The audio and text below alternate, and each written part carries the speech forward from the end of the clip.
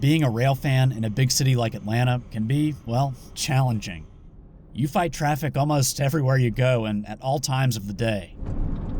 And right now, I'm trying to get to the Amtrak station to see a unique passenger train. But what I'm looking for isn't an Amtrak train, and it's actually not stopping at the station, but I think it's nearby.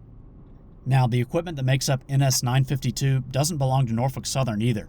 No, it's a BNSF Office Car Special, or OCS, heading back west after a trip to the Masters Golf Tournament in Augusta, Georgia.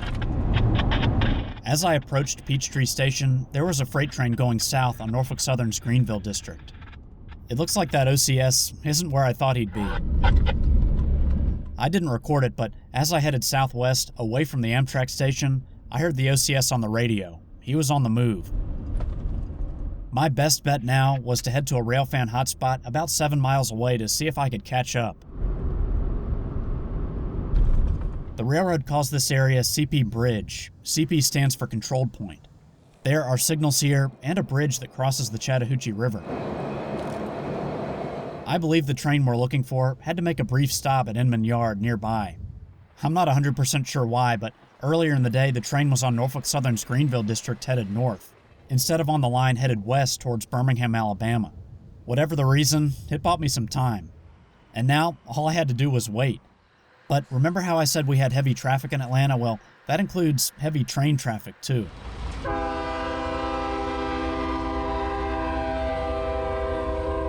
Before the OCS got here, another train pulled by BNSF power would have to pass. Of course, you should always be alert around the railroad tracks. Trains are loud, but they can still sneak up behind you. This coal train, destined for Georgia Power's massive plant shear in Juliet, Georgia, was long. They always are. I don't think I've ever seen one without DPUs or distributed power units on the back or in the middle.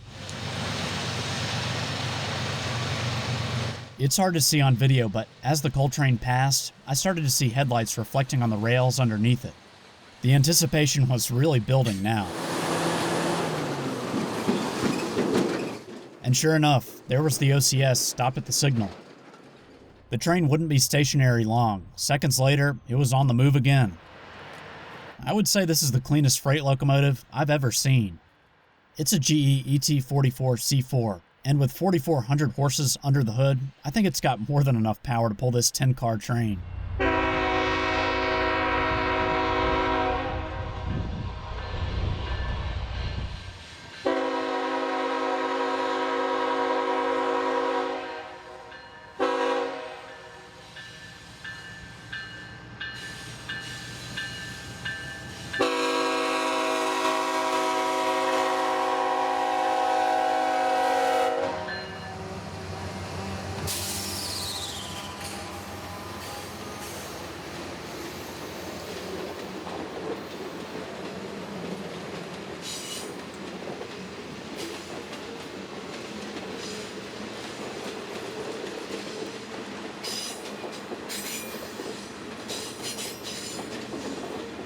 The coaches here looked great too, and check out this power car at the end.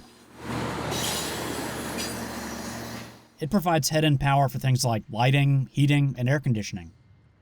Most passenger locomotives have this feature built in. Freight engines do not. That power car was cool, but the most eye-catching piece of equipment, in my opinion, was this dome observation car. According to an article on Trains.com, it was built by the Budd Company for the Chicago, Burlington, and Quincy in 1956 and was named the Silver Veranda. It's now called the Canyon View. As for the rest of these cars, I believe they trace their heritage back to the Santa Fe and the railroads that ultimately made up Burlington Northern. Office car specials like this one have an interesting purpose, entertaining clients and VIPs and also allowing executives to get a first-hand look at the railroad. This shot of the train crossing over the Chattahoochee may be the last time I ever see this thing. I tried to catch it again at another railfan hotspot in Austell, Georgia, but it was long gone by the time I got there. Oh well, I settled for a trackside sunset and some dinner. It was an evening full of driving, checking social media, communicating with other railfans, and listening to the scanner, all for around 3 minutes of footage, but hey, I think it was worth it.